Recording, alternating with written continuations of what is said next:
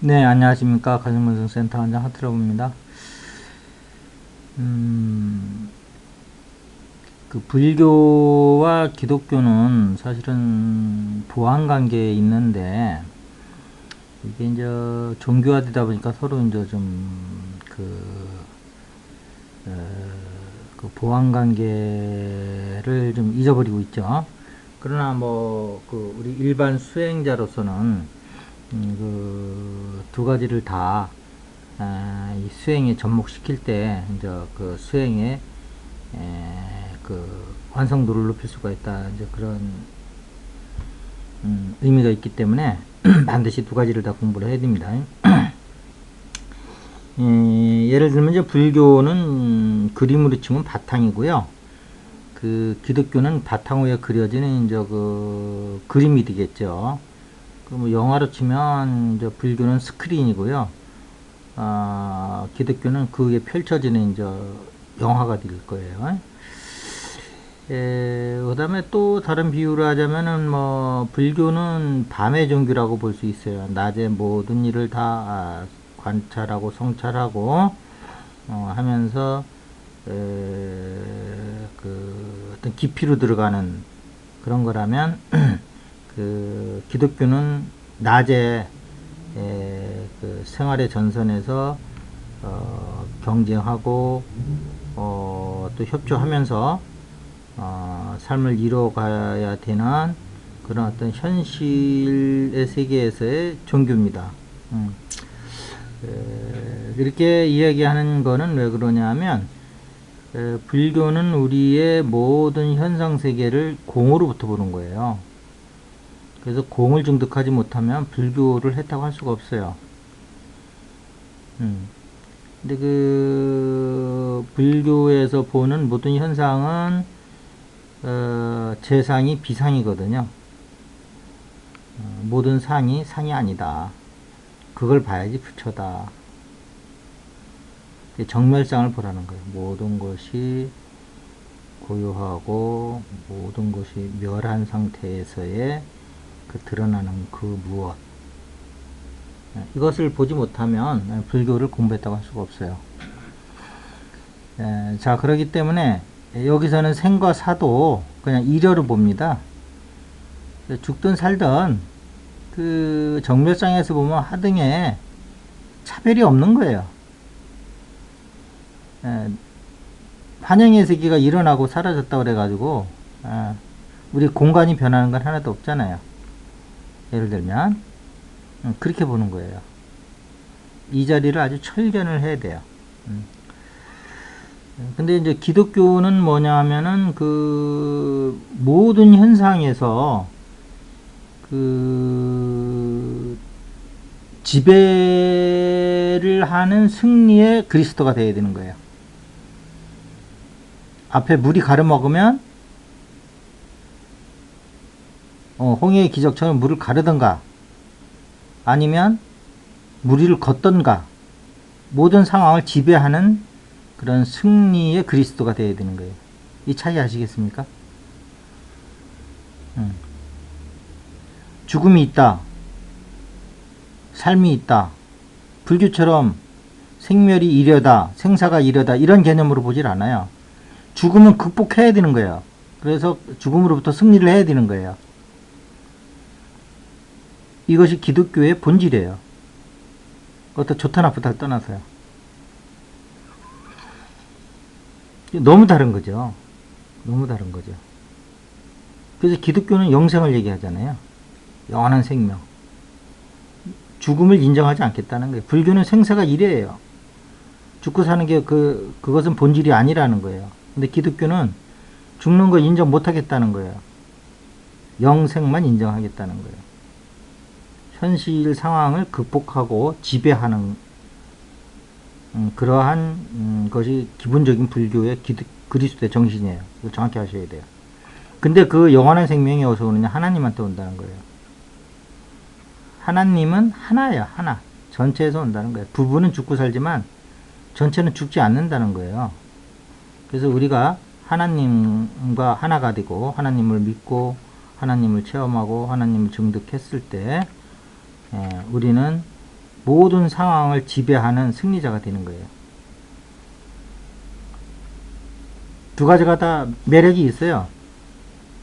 근데 우리나라 이제 수행자들은 너무 불교 쪽으로만 치우치고, 기독교의 그 본 바탕은 잘 못 보고, 이제 그 신앙인들의 그 난리치는 것만 보고서는 지겨워가지고 조금 더 힘들어하는 경향인데, 본질은 그렇다는 거예요. 그러니까 현상을 공으로 볼 거냐, 아니면 현상을 지배하는 승리자로, 그들의 말이죠. 승리자라는 말. 그러니까 그 현상에서 어떤 자유자재하는, 기독교적으로 얘기하면 지배하고 승리하는 거예요. 근데 불교식으로 얘기하면 이제 자유자재하는 거죠. 이러한 어떤 능력의 소유자가 될 것이냐, 아니면 모든 것을 공으로 보는 관찰자의 입장에 쓸 것이냐. 이것이 사실은 불교 기독교의 이제 그 다른 점인데요. 예, 저는 두 가지를 다 취하라고 합니다. 왜냐하면 마음은 불교가 맞아요. 마음에서 보는 건 생사가 일이에요.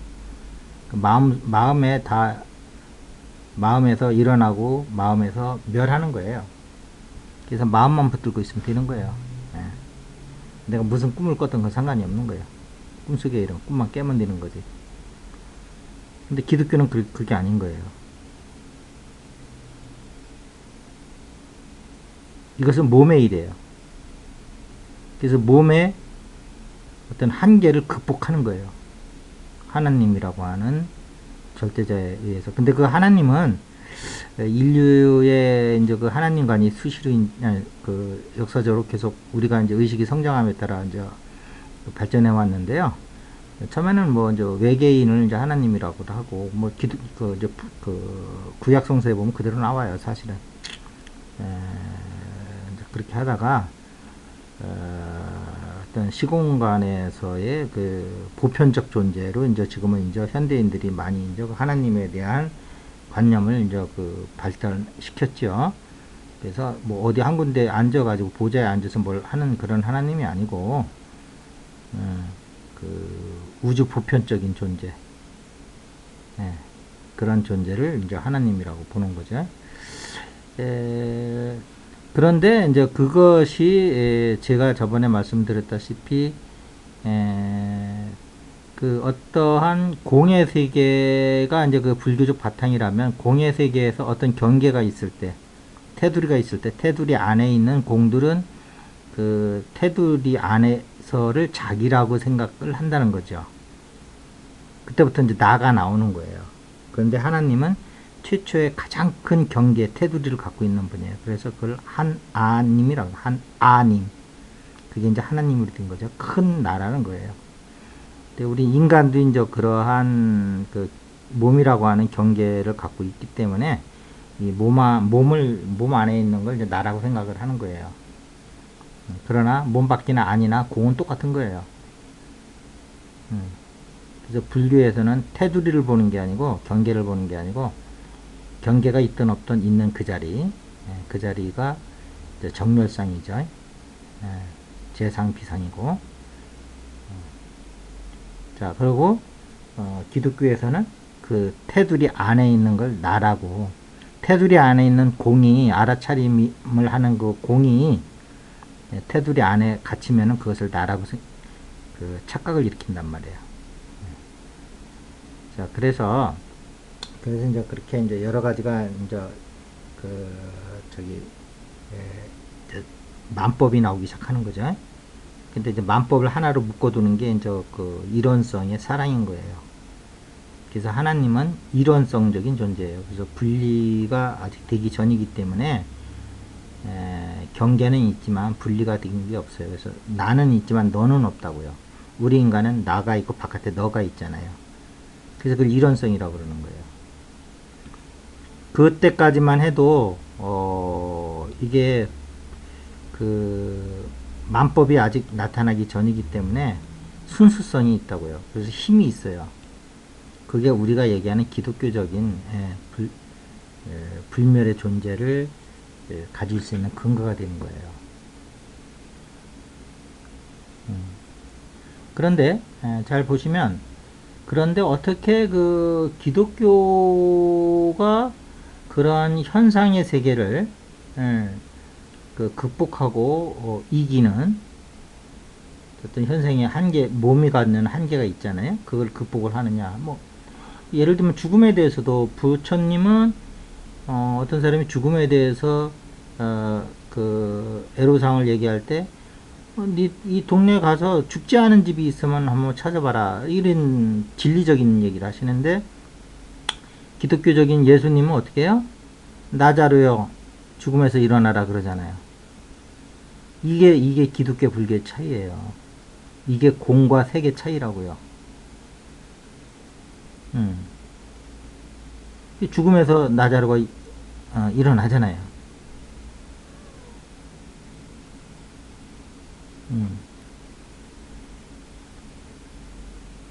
그래서 불교는 마음의 종교고, 그 기독교는 우리 몸의 한계를 극복하는, 그래서 그 마음과 몸이 동시에 어떤 그 시공간을 초월하는 그런 존재로 변하는 것이 우리 수행의 목표다. 이렇게 되면 여러분들도 이제 기독교니 불교니 이제 구분하는 게 없겠죠. 가슴에 들어가면 사실 구분할 것도 없어요. 가슴 앞쪽은 기독교적인 성향이 많고요. 가슴 뒤쪽은, 등 쪽은 불교적인 성향이 강해요. 그러니까 내 가슴 앞을 기독교라고 하고 뒤를 불교라고 할 일이 없잖아요. 그냥 가슴 안에 일인데, 그것들이 이제 바깥으로 나오면 불교적인 걸로, 기독교적인 걸로 이렇게 분파돼서 나가는 거예요. 그래서 바깥에 있는 불교와 불교의 사찰이라든지 성당이라든지 교회는 사실은 우리 가슴, 영적인 가슴을 드러낸 어떤 그러한 현상이지, 실질적인 성당과 실질적인 사찰은 우리 가슴인 거예요. 그것은 우리 영적인 가슴을 물질 세계에 그냥 상징적으로 드러낸 거예요. 거기는 아무것도 없다고요, 사실은. 그런데 이제 그 기독교에서 어떻게 나자로 보고 일어나라고 하면 그것이 일어날까? 불교에서는 그냥 생사가 이러다, 죽든 살든 거기서 그냥 너무 신경 쓰지 마라. 재상이 비상임을 알라. 모든 것이 다 공으로 돌아오느니라. 뭐 이런 거란 말이에요. 그런데 사실 근원적으로는 불교가 맞는 거죠. 현상적으로는 이제 기독교가 이제 맞는 거고. 그런데 그 기독교의 기적이 일어나는 건 왜 일어날 수밖에 없냐면, 불교적으로 보더라도 그것이 환영이란 말이에요. 환영의 세계는 우리의 일체 유심조, 마음이 만들어내는 거거든요.